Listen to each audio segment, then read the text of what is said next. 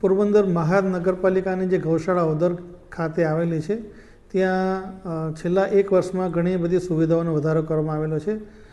તેમાં સૌપ્રથમ તો જે અમારી જગ્યા છે એમાં 3 ભાગમાં આવેલી છે। એમાં જે છેલ્લો ભાગ છે એમાં અમે પીવાના પાણીની વ્યવસ્થા આ ઢોર માટે ઊભી કરવામાં આવેલી છે અને ઢોર હાલ ત્યાં રાખવામાં આવે છે। વધુમાં જે પહેલો ભાગ છે એમાં ગયા વર્ષે ઘણા બધા શેડ નહોતા, એ નવા શેડ બનાવવામાં આવેલા છે, જેથી જે ઢોર છે એ ગરમી અને જે ચોમાસાની ઋતુ હોય તો ત્યાં એમનો આશ્રય મેળવી શકે। તદુપરાંત NGO અને કોર્પોરેશનના સહયોગથી જે પહેલા ભાગ છે એમાં વચ્ચોવચ્ચ નિરણ માટેની વ્યવસ્થા ઊભી કરવામાં આવેલી છે અને એના માટે લોખંડની જાળીઓ પણ લગાવવામાં આવેલી છે। તેમજ જે ઢોર છે એને બેસવા માટે PCC પણ ત્યાં કરવામાં આવેલું છે।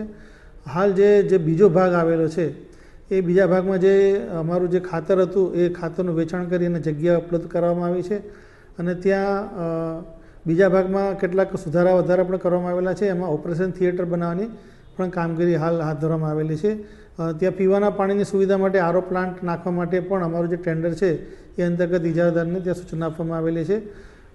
ટૂંકમાં ત્યાં ઢોર સારી રીતે રાખી શકાય એના માટે ત્યાં બધી વ્યવસ્થા કરવામાં આવેલી છે।